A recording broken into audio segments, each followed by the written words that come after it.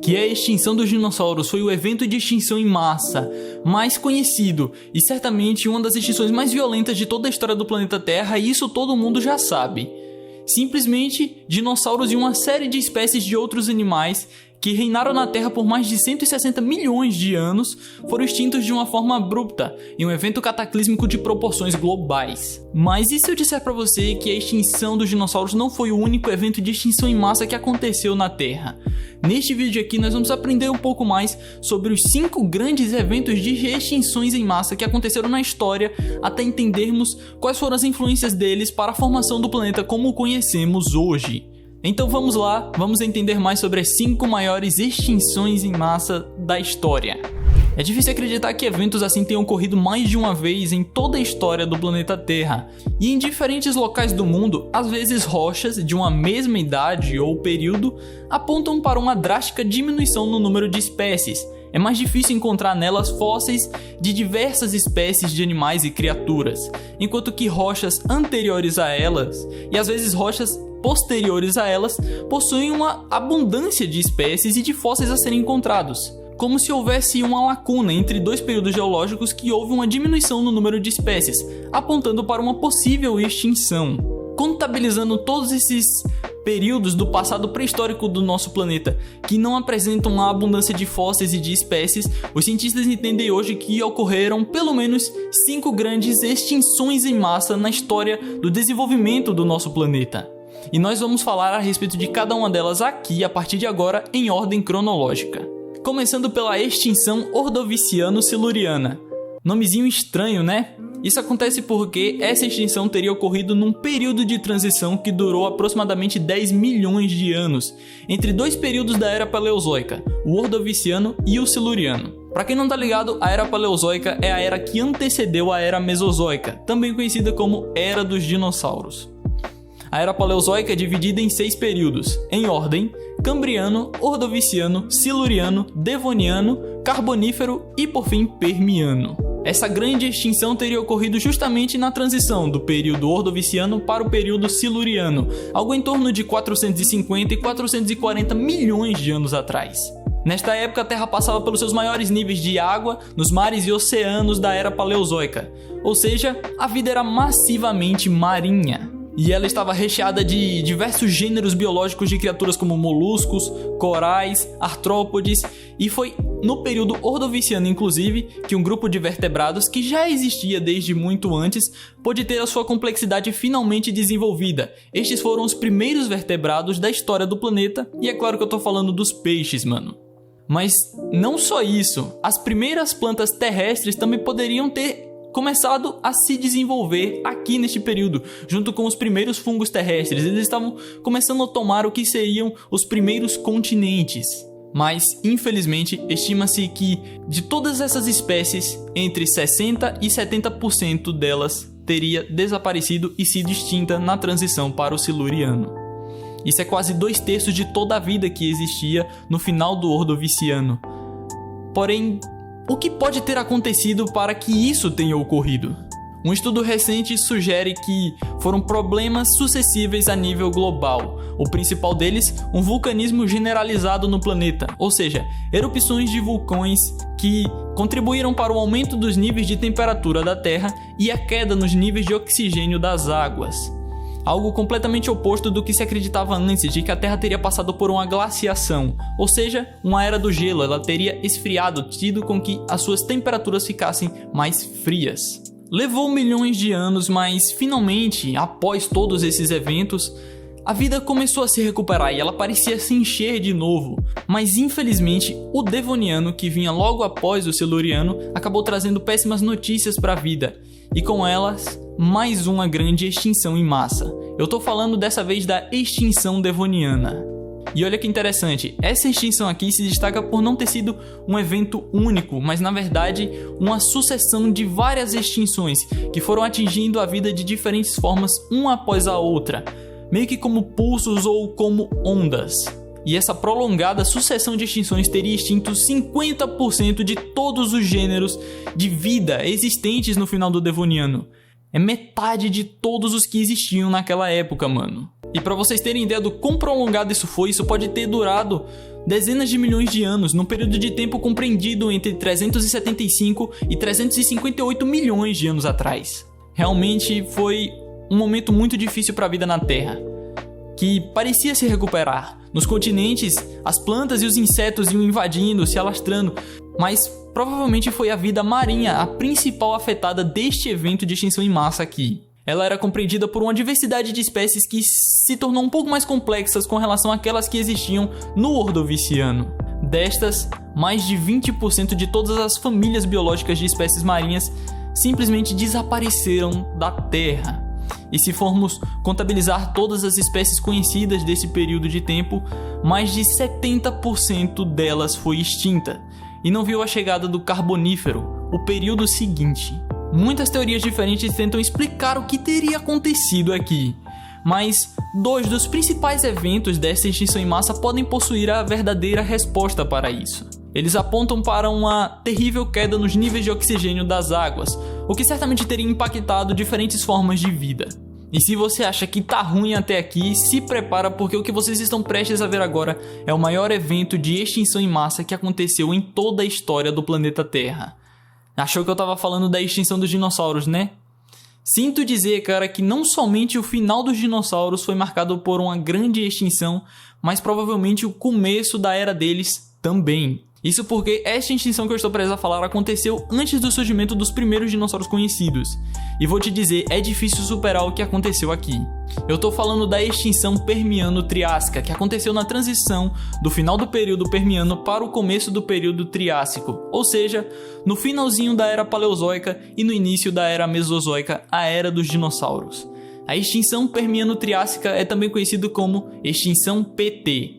E se você tá achando que esse PT aí é de Permiano-Triássico, você pode até estar certo, mas eu prefiro acreditar que esse PT aí é de perda total mesmo, mano, porque foi o que rolou aqui. Só pra vocês terem uma ideia, essa extinção foi tão violenta que em alguns lugares do mundo seus impactos puderam ter sido sentidos por mais de 10 milhões de anos, mano.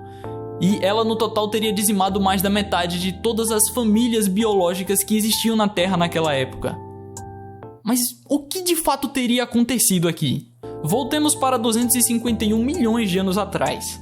Foi aqui onde surgiram os primeiros répteis gigantes com um porte semelhante ao dos primeiros dinossauros, e também répteis semelhantes a mamíferos, que podem ter originado evolutivamente os primeiros mamíferos. Sem dúvidas foi um momento de explosão e ascensão dos répteis no planeta. E em Terra também haviam alguns dos maiores insetos que já existiram, de tipo serem insetos de metros de comprimento, cara. E muitos dos tipos de planta que existiam no Permiano são plantas que existem ainda hoje em dia. Já a vida marinha vinha tentando se restabelecer. Muitos dos grupos de espécies marinhas que existiam no Permiano eram grupos que estavam passando por um declínio após os eventos do final do Devoniano. Mas ela fazia isso bem através de uma diversidade de criaturas como artrópodes, moluscos, equinodermos e peixes. Em outras palavras, a vida na Terra nunca esteve tão diversa.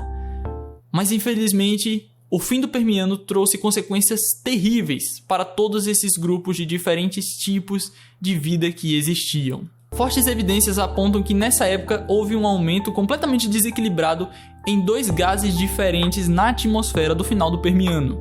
O primeiro deles é o dióxido de carbono. É o mesmo gás que nós liberamos na nossa respiração e que contribui para o efeito estufa, o mesmo efeito que aquece as temperaturas do planeta. Já o outro gás é o metano, e ele é o principal fator para essa extinção aqui. O metano aparentemente contaminou ares, solo e águas. Tudo indica que houve um vulcanismo generalizado em torno do globo. Vulcões entrando em erupção e liberando grandes quantidades de metano na atmosfera, contaminando os ares, o solo e as águas, como eu falei. O metano também contribui para que as temperaturas da Terra superaqueçam, ou seja, houve um aumento nos níveis de temperatura da Terra no final do Permiano. E além disso, o metano é um gás tóxico, que, além de contaminar as águas, diminuiu os níveis de oxigênio nas mesmas e aumentou a acidez delas. E como se não bastasse tudo isso, ainda há evidências de que houve um aumento nos níveis de radiação ultravioleta no planeta. Essa é a mesma radiação que atinge o planeta Terra através dos raios solares e que está intimamente relacionado ao aparecimento de diferentes doenças. Ou seja, tinha tudo pra dar errado, mano. Como resultado, os répteis que estavam passando por um breve sucesso evolutivo no final do Permiano tiveram a sua maioria extinta, e com eles muitos anfíbios. De todas as espécies de répteis que haviam, cerca de 2/3 simplesmente desapareceram da face da Terra. Os únicos grupos de répteis sobreviventes eram aqueles associados a crocodilianos, serpentes, lagartos, alguns répteis semelhantes a mamíferos, aqueles que dariam origens a outros tipos de répteis que ainda existem hoje em dia, e os nossos queridos dinossauros. Os gigantescos insetos que eu citei simplesmente desapareceram, e com eles 50% de todas as espécies de plantas que haviam no planeta. E quanto à vida marinha, aqueles grupos que já vinham em declínio desde os eventos do Devoniano foram completamente extintos e desapareceram para sempre.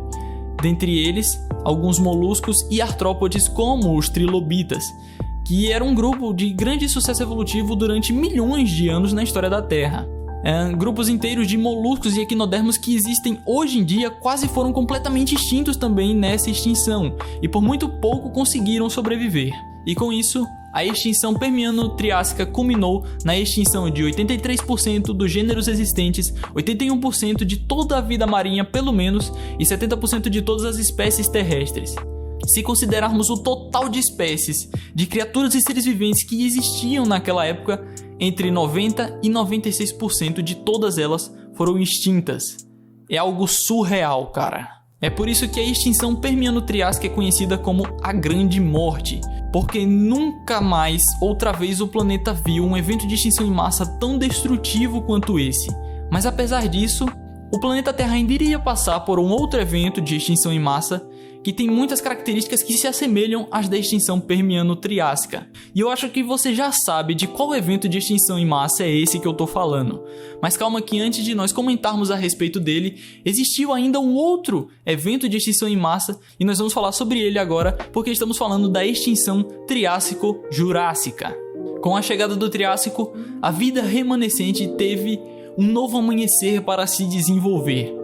E com este período que agora chegava, vinha também uma nova era, a Era Mesozoica, também conhecida como Era dos Dinossauros. Os dinossauros mais antigos que se tem registro datam de algo próximo de 240 ou 230 milhões de anos atrás. Antes desse evento, os primeiros dinossauros tinham que dividir espaço com outros animais, outros anfíbios, répteis semelhantes a mamíferos e outros tipos de arcossauros. Para quem não sabe, Archosaurus é o nome dado ao grupo que deu origem a diferentes grupos de répteis como crocodilianos, pterossauros, outros répteis gigantes, e que deu origem aos próprios dinossauros inclusive. Depois desse evento, porém, os dinossauros passaram a ser dominantes sobre qualquer outra forma de vida que existia na Era Mesozoica, principalmente a partir do período Jurássico. Apesar disso, muitos deles ainda podem ter sido extintos sim, junto com vários outros arcossauros e répteis e anfíbios e quaisquer outras formas de vida que existiam até o final do período Triássico. Em números, este evento aqui teria extinto mais de 55% de toda a vida marinha do planeta e entre 70% e 75% de todas as espécies que existiam até aquele momento. A causa? Provavelmente uma série de mudanças ambientais, que ocorreu principalmente porque o supercontinente Pangeia estava finalmente começando a se dividir, e com isso deu abertura para o surgimento de muitos outros tipos diferentes de ambientes que a vida do final do Triássico, pouco especializada, não estava preparada para se adaptar. Mas ainda há que acredite em outros motivos para este evento de extinção aqui, como um vulcanismo gigante generalizado por todo o planeta, como os do final do período Permiano, ou até no impacto de um asteroide, mano, como aquele mesmo do final da Era dos Dinossauros, é sério. Mas enfim, com o desaparecimento de uma grande gama de espécies do final do período Triássico, aos dinossauros foi dada uma janela de oportunidade para se desenvolver e se especializar, de tal forma que eles se tornaram os seres dominantes no planeta Terra e suprimiram o desenvolvimento de quaisquer outros tipos de vida que fossem contemporâneos a eles. Mas como nós sabemos, essa história, a história dos dinossauros, teve um fim. Conhecida como extinção Cretáceo-Terciária, extinção do Cretáceo-Paleogênio, extinção KPG ou só extinção KT, chegamos à extinção dos dinossauros. Esta aqui é emblemática não só por já ter sido representada de diversas formas diferentes, em diversas mídias diferentes, como também por se tratar de uma extinção responsável por dizimar toda uma dinastia, que reinou soberana na Terra por mais de 160 milhões de anos atrás, sem ter sido vencida por nenhuma outra forma de vida, e de repente um evento de extinção em massa de tamanha proporção vem e destrói toda essa dinastia de dinossauros não avianos. É claro que com eles muitas outras formas de vida também foram extintas para sempre, e eu poderia passar um tempo aqui explicando qual é a diferença de dinossauros avianos, não avianos, mas eu já o fiz no último vídeo que eu publiquei aqui no canal, o vídeo onde eu tento ajudar vocês a entender melhor a respeito dos pterossauros e de quebra eu comento um pouco a respeito dos dinossauros avianos, não avianos e detalho quais são as diferenças entre eles. Para esse vídeo aqui vocês só precisam entender que as criaturas popularmente conhecidas somente como dinossauros são os dinossauros não avianos que eu mencionei, beleza? Vamos pra frente. Esse foi mais um dos grandes fins para os répteis gigantes que dominavam o planeta e também de quaisquer outras criaturas que pesassem pouco mais de algumas dezenas de quilos. Mas o que de fato teria acontecido na extinção KT? Teria realmente um asteroide quilométrico atingido a Terra e causado todo este evento de destruição de espécies em massa? Vamos ver o que dizem as evidências.